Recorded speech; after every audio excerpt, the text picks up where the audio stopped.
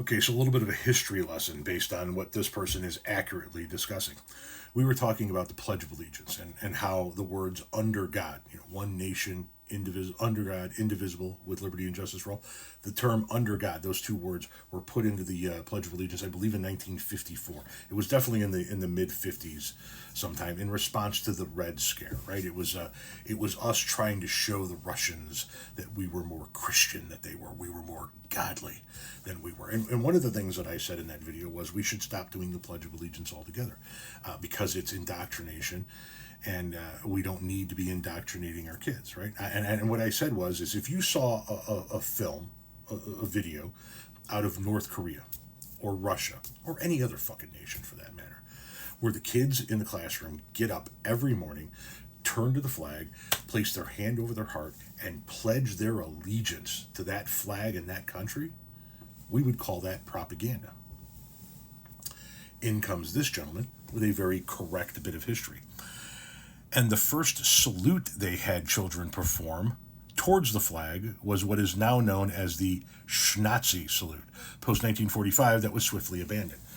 And I don't know how many of you people know this, but prior to World War II, yes, we did have kids stand up and salute the flag when saying that very Pledge of Allegiance.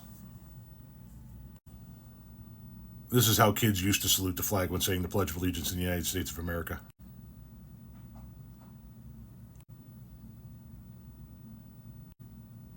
It's called the Bellamy salute, prior to the rise of the mustache man in Germany.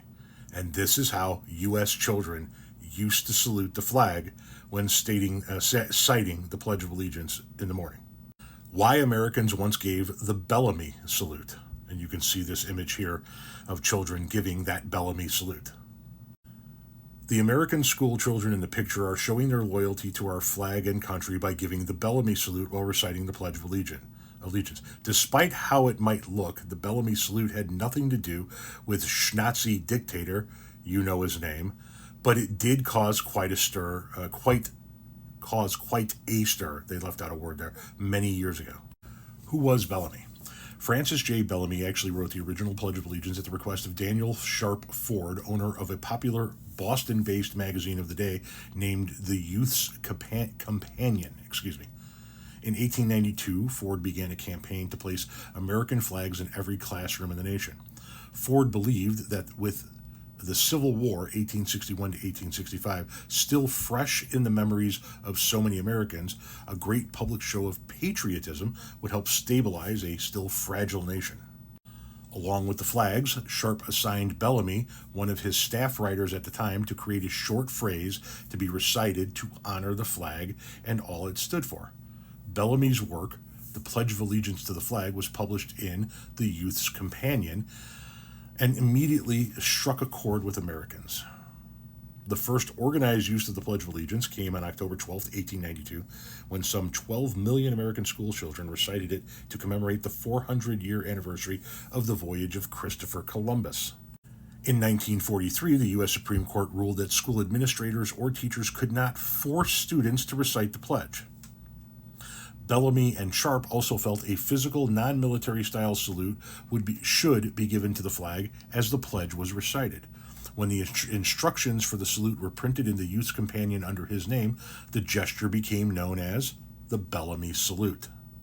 Performed as described in Bellamy's instructions published in the Youth's Companion, the Bellamy Salute was first demonstrated on October 12, 1892, in honor of the National School Celebration of Columbus Day.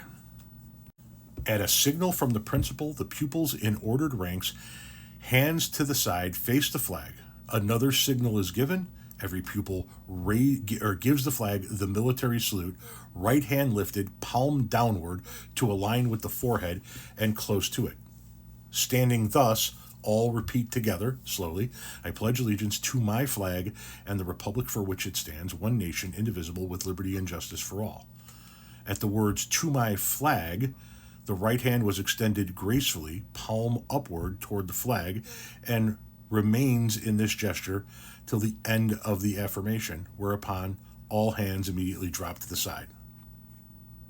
So, until World War II, and the salute that the German soldiers would give in loyalty, in show of loyalty to their chancellor, American students would get up in the classroom in the morning, and they would salute the American flag, and then they would turn their hand like this, finish the flag, and then put their hand down. Imagine if children did that today. It's quite a bit of history in our country.